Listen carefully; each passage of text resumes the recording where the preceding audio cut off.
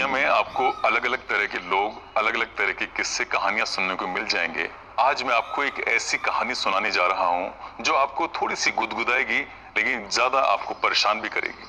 मैं बात कर रहा हूं उत्तर प्रदेश के जिला अलीगढ़ की। यहाँ एमबीबीएस की एक छात्रा है जिसने राष्ट्रपति को पत्र लिखा है कि उसे न्याय दे दीजिए या फिर उसको इच्छा मृत्यु दे दीजिए।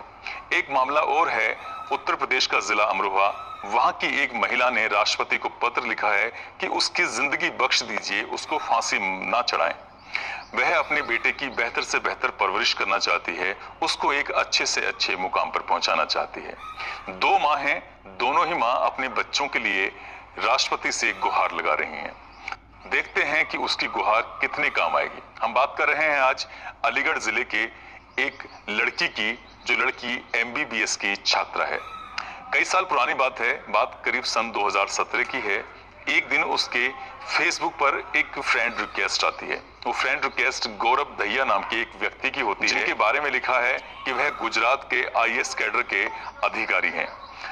लड़की ने उनसे बातचीत करनी शुरू कर दी और बात मैसेंजर पर अक्सर हो जाया करती थी। जब भी दोनों खाली होते थे, तन्हाई में होते थे, तो एक दूसरे से बातें करने लगते थे। बातें दोस्ती में बदलने लगी, एक दूसरे की पर्सनल बातें भी शेयर होने लगी, एक दूसरे का सुख दुख भी बंटने लगा। बात धीरे धीरे आगे बढ़ती चली गई और ये कहानी प्यार मोहब्बत तक पहुंच गई। दोनों ने एक दूसरे के साथ जीने मरने की कस्में भी खानी शुरू कर दी। एक दिन ऐसा आता है 25 जनवरी 2018 को, गुजरात से वो आईएएस ऑफिसर लड़की से मिलने के लिए अलीगढ़ पहुंच जाते हैं। उसके घर वालों से मिलते हैं, उससे बातचीत करते हैं, कहते हैं कि तुम मेरे पास रहो, मेरे साथ चलो और हम दोनों हमेशा हमेशा के लिए एक दूसरे के साथ रहेंगे। माँ बाप और परिवार के बहुत सारे लोग हैं, उनसे मिलना आपको बहुत अच्छा लगेगा। लड़की मान जाती है और दिल्ली चली जाती है। दिल्ली में जाने के बाद 24 फरवरी को दिल्ली के एक मंदिर में हिंदू रीति रिवाज के हिसाब से दोनों शादी कर लेते हैं और दिल्ली के साउथ एक्स में एक फ्लैट लेकर दोनों रहने लगते हैं। ये जो टाइम था, दोनों के बीच में प्यार की पीगें इस कदर बढ़ रही थीं कि दोनों एक दूसरे के बिना रह भी नहीं पा रहे थे।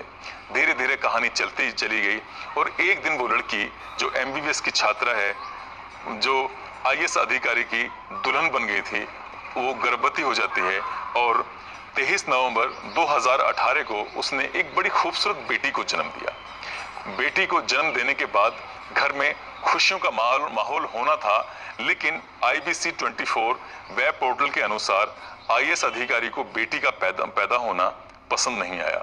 कहते हैं कि वो उसी दिन के बाद हमेशा के लिए पत्नी को छोड़कर चले गए। अब एमबीबीएस छात्रा ने पति की तलाश करनी शुरू कर दी, खोजबीन करनी शुरू कर दी कि वो कहाँ रहते हैं, क्या काम करते हैं। इसके लिए वह गुजरात चली गई। गुजरात में जाने के बाद उसने पति को तलाशना शुरू कर दिया, लेकिन पति आसानी से नहीं मिले। जब काफी तलाश करने की कोशिश की तो आखिरकार वो मिले, लेकिन उन्होंने अपनी पत्नी को पहचानने से इनकार ही कर दिया। यहाँ पर लड़की की मुश्किलें इस कदर बढ़ गईं कि वह अपनी बेटी को गोद में लेकर दर दर की ठोकरें खाने लगी। एक दिन उसने गुजरात में जीडीए विभाग होता है, जीडीए विभाग में शिकायत की।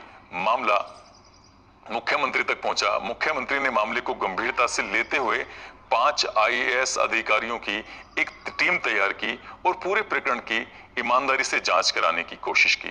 जांच में वही पाया जो था, यानी कि आईएएस अधिकारी प्रथम दृष्टया दोषी पाए गए। बताया गया कि उन्होंने लड़की से शादी की थी, उन्होंने लड़की से फेसबुक से दोस्ती की शुरुआत की थी।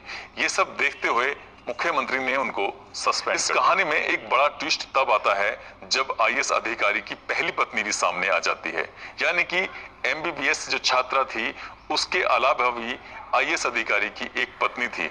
लेकिन पहली पत्नी का दूसरी पत्नी से कोई तकरार नहीं होता। तकरार होता है पहली पत्नी का तो अपने पति से होता है, यानी कि आईएएस ऑफिसर से होता है। और उन दोनों के बीच इस कदर दूरियां बढ़ी, इस कदर गहरी खाई खुद गई कि उन्होंने 14 अगस्त 2019 को हमेशा हमेशा के लिए अलविदा कह दिया, दूरियां बना ली, तलाक ले लिया और वो पहली पत्नी हमेशा के लिए छोड़कर चली गई। लेकिन एमबीबीएस छात्रा ने पीछा नहीं छोड़ा। उसने अपने हक की आवाज उठाई और अधिकारियों के दफ्तरों में दर दर की ठोकरें खाने लगी। वो कहती है कि मुझे न्याय चाहिए, इस बेटी को बाप का नाम चाहिए। लेकिन बात धीरे धीरे बीतती चली गई। सन 2019 भी गुजरा, 2020 भी गुजरा, लेकिन आईएएस अधिकारी ने इसमें उसको जो एक हक था वो नहीं दिया। कहते हैं कि आईएएस इंडिया की सबसे बड़ी पोस्ट होती है, सबसे बड़ा पद होता है, इसलिए कहीं ना कहीं उसको न्याय की उम्मीद नहीं थी। लेकिन भारत का जो संविधान है वो चाहे कितना ही बड़ा ऑफिसर हो, चाहे कितने बड़ा मंत्री हो, कानून जो बना है वो सबके लिए समान बना है। अब लड़की ने राष्ट्रपति के यहाँ पर गुहार लगाई है, एक पत्र लिखा है कि इस लड़की का, जो उसकी बेटी है, उसका डीएनए टेस्ट करा लीजिए। इससे ये मालूम हो जाएगा कि ये बेटी आईएएस ऑफिसर की ही है, गौरव दहिया की है या किसी अन्य की है। इस मामले की आप सीबीआई जांच करवा लीजिए। इससे बिल्कुल दूध का दूध, पानी का पानी हो जाएगा। यदि इतने पर भी आप न्याय नहीं दिलवा सकते राष्ट्रपति जी, तो मुझे इच्छा मृत्यु दे दीजिए, मैं फिर जीना नहीं चाहती। अब देखने वाली बात यह है कि राष्ट्रपति जी उसको इच्छा मृत्यु देते हैं या न्याय देते हैं, यह भविष्य के गर्भ में छिपा है। लेकिन एक माँ अपनी बेटी के अधिकारों के लिए कई साल से दर दर भटक रही है। अब उसको न्याय मिलेगा नहीं या नहीं मिलेगा, इसके बारे में हम ज्यादा कुछ नहीं कह सकते। लेकिन इतना जरूर कहेंगे कि फेसबुक का प्यार ज्यादा दिन नहीं चलता है, इसलिए फेसबुक पर प्यार करें तो उस पे बस थोड़ी सी लगाम जरूर रहनी चाहिए। कहते हैं कि अधिकांश मामलों में फेसबुक का प्यार ज्यादा लंबा नहीं चलता। जैसे कि चाइना का सामान चला तो चला बहुत लंबा, नहीं चला तो कुछ नहीं चला। धन्यवाद।